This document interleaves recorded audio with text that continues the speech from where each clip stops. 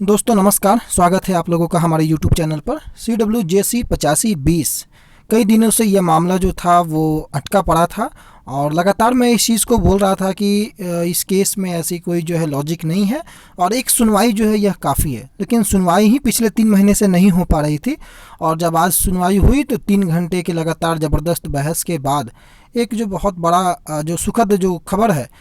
छात्रों के लिए जो रिज़ल्ट का इंतज़ार कर रहे थे उन लोगों के लिए आया कि इस केस का भी जो है वो निपटारा हो गया। अब सबसे बड़ा सवाल होता है कि अब जो है कि रिज़ल्ट पे से जो स्टे था वो इसी केस से था। बाकी 82-78 वाले केस में हालांकि वो मामला कोर्ट में था, लेकिन स्टे जो था वो 85-20 वाले केस के कारण ही जो है लगा हुआ था और पूरे सिलेबस को लेकर के जो है इसमें केस किया गया था। तो अब चूँकि मामला जो है वो निपटारा हो चुका है 85-20 वाले का और जजमेंट का कॉपी हालांकि अभी अपलोड नहीं हुआ है। अपलोड होता है तो उस पर हम लोग फिर डिटेल डिस्कशन करेंगे। और रही बात अब रिज़ल्ट को लेकर के कि रिज़ल्ट अब क्या होगा, आगे रिज़ल्ट की क्या संभावनाएं हैं,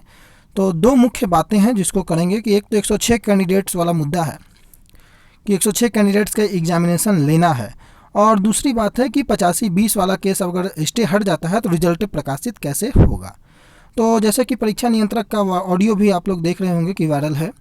और उसमें उन्होंने यह स्पष्ट कहा कि जजमेंट आने के बाद ही कोई फैसला लिया जा सकता है। तो जजमेंट का इंतज़ार सभी लोग कर रहे हैं, हम लोग भी जजमेंट का इंतज़ार कर रहे हैं कि जजमेंट देखा जाए। उसमें कुछ अन्य बातें तो नहीं लिखी गई हैं क्या, क्योंकि जजमेंट में सारी चीज़ को जो है वो स्पष्टतः वहाँ पर मेंशन किया जाता है कि हाँ वहाँ पर कोर्ट रूम के अंदर में क्या क्या चीज़ें हुई हैं, कौन कौन सी घटनाएं घटी हैं, सारी चीज़ों को उसमें स्पष्ट मेंशन किया जाता है। तो जजमेंट इम्पॉर्टेंट इसलिए है क्योंकि उस जजमेंट को देखने के बाद ही बोर्ड कोई निर्णय लेगा, ऐसा कहना है माननीय परीक्षा नियंत्रक महोदय का।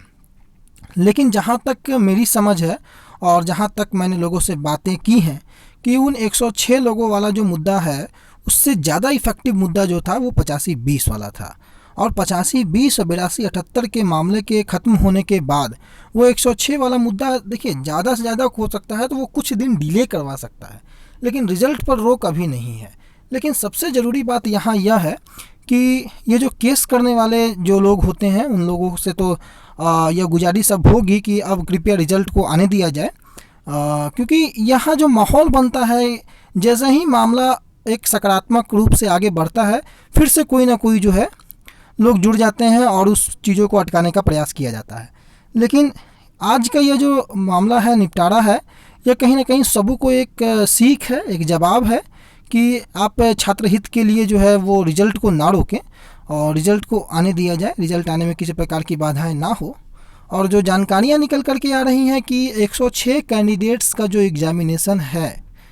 अगर वो जजमेंट की कॉपी में अगर किसी प्रकार का उसमें मेंशन नहीं किया गया होगा कि इनके एग्ज़ामिनेशन लेने के बाद ही रिज़ल्ट को प्रकाशित किया जाए, तो उम्मीद है दबाव बनाया जाएगा कि हाँ भाई बोर्ड्स को कि आप रिज़ल्ट को प्रकाशित कीजिए। इवन पेपर 2 वाले का तो कोई लेना देना नहीं है कि पेपर 1 वाले सारे कैंडिडेट्स हैं तो पेपर 2 वाले का भी कोई लेना देना है। तो बहुत सारे लॉजिक हैं